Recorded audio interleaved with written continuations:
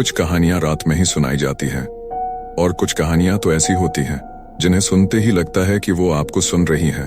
भारत की एक वीरान गली में एक ऐसी मस्जिद है जहां इंसान नहीं, जिन्न नमाज पढ़ते हैं और गांव वाले कहते हैं वहां सूरज ढलने के बाद अगर किसी ने कदम रखा तो वो या तो वापस नहीं लौटा या फिर वैसा कभी नहीं रहा जैसा वो गया था।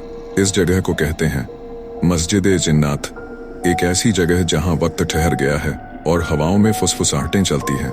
ये कहानी है एक ऐसे गांव की जहां औरतों को चुड़ैल कहकर जिंदा जला दिया गया और अब उनकी रूहें उनके बदले की कहानी इस मस्जिद की दीवारों में कैद है। पर यह सिर्फ एक डरावनी कहानी नहीं, ये उस वक्त की भी चीख है जब धर्म, डर और दमन ने इंसानियत को दफन कर दिया था। गुजरात के अहमदाबाद जिले से ज्यादा दूर नहीं एक गांव है, भट्टी गांव। दिन के उजाले में ये गांव उतना ही सामान्य दिखता है जितना कोई और। बच्चे खेलते हैं, लोग खेतों में काम करते हैं और गाय भैंसें अपने बाड़ों में बंधी होती हैं।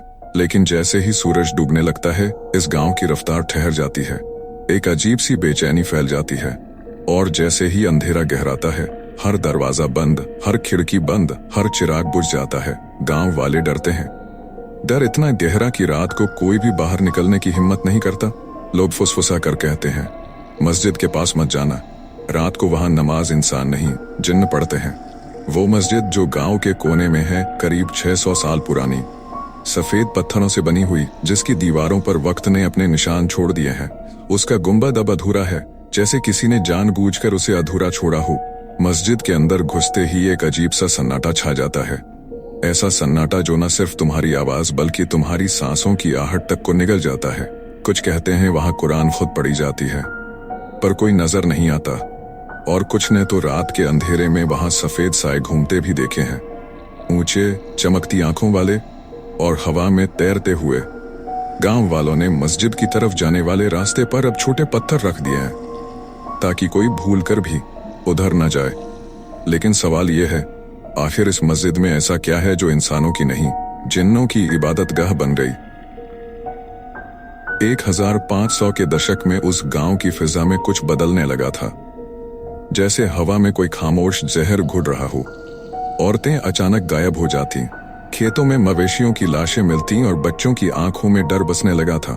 गांव के पुजारी और तांत्रिक एक स्वर में चिल्लाए, ये किसी डायन का काम है।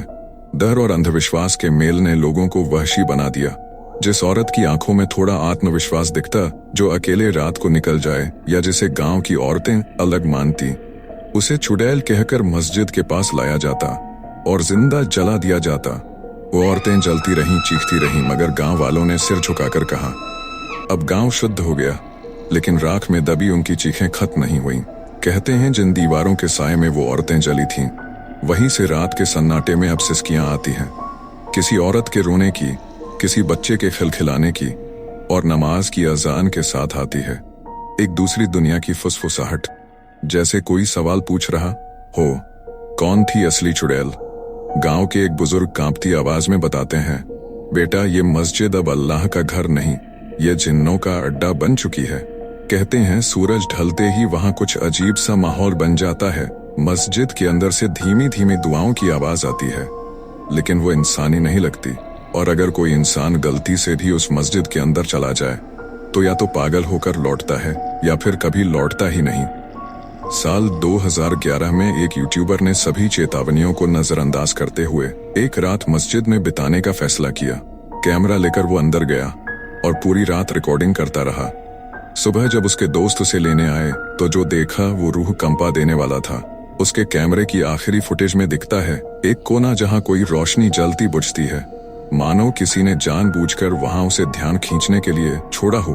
जैसे ही कैमरा उस कोने की तरफ मुड़ता है, दीवार पर एक खून से लिखा वाक्य चमकता है, हम अब भी यहीं हैं।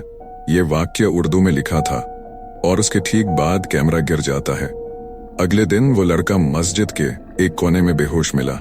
उसकी आंखें खुली थीं मगर उनमें जिंदगी नहीं थी। वह कुछ बोल नहीं पा रहा था, उसकी जुबान जैसे बंद हो चुकी थी। डॉक्टर्स ने कहा शरीर ठीक है पर दिमाग सदमे में है। आज तक वो कुछ नहीं बोल पाया। गांव वाले आज भी कहते हैं उसने जिन्नों की इबादत में खलल डाली थी और वो उसका अंजाम था। क्या आप यकीन करते हैं कि मस्जिद-ए-जिन्नात सिर्फ एक इत्तेफाक है या फिर वहां वाकई कोई छुपा हुआ रहस्य है? गांव के लोग आज भी उस रात को याद करके शहर उठते हैं। मस्जिद के पास जो हुआ वो सिर्फ अफवाह नहीं थी, वो एक डरावनी हकीकत बन चुकी थी। रात को मस्जिद के पास गए कुछ लोग कभी वापस नहीं लौटे, और जो लौटे उन्होंने वो कहा जिसे सुनकर रूह कांप जाए, यहाँ जो आत्माएं भटक रही हैं वो शायद इंसाफ की प्यास में है, या फिर वो बस इतना चाहती हैं कि कोई उनकी दबी चीखें सुन ले। क्योंकि जब डर बार बार किसी एक ही जगह पर जन्म लेता है तो वो डर नहीं रहता, वो हकीकत बन जाता है। तो अगली बार जब आप किसी पुराने गांव जाएं और वहां की मस्जिद, खंडहर या वीरान हवेली आपको बुलाए, तो याद रखना हर जगह की एक कहानी होती है और हर कहानी का एक भूत